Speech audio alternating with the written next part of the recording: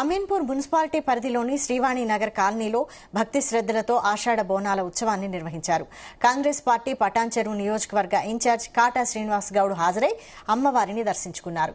ప్రత్యేక పూజలు నిర్వహించారు.